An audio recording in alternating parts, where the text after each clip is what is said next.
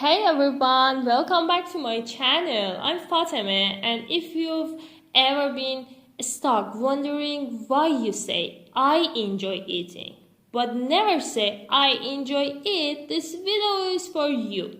Understanding when to use verbs with ing is a game changer for your English, and today I'm going to make it super clear. So if you're ready to get your grammar on point, hit that like button and let's jump right in. Number 1. Sometimes we use verbs as nouns. We call them gerunds. To do that, we add ing to the verb. There are some good examples. Swimming is great for your health. Or writing takes focus. About this example, traveling opens your mind. In each case, the ing verb acts like a thing, the subject of the sentence. So if the verb is the topic or activity, use ing. Number 2, continuous tenses or ongoing actions. When an action is happening now, was happening, or will be happening, we use be plus verb plus ing. A good illustration for this one: I'm learning English right now. Or she was reading when I called. Or we'll be working all day tomorrow. Use ing whenever the action is still in progress. Number 3.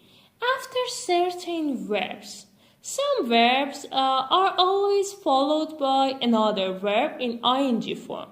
You'll need to memorize these, but they're very common. For example, I enjoy reading. After enjoy, we should have verb plus ing. He avoided answering the question, or they suggested going by train. Other verbs like this include finish, keep, consider, deny, and like this. So certain verbs, next verb takes ing. Number 4, after prepositions.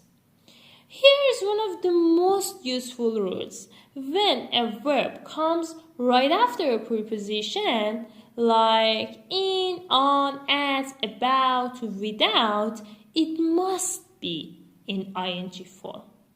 For example, she's interested in studying abroad. Or they left without saying goodbye. Or he's good at drawing.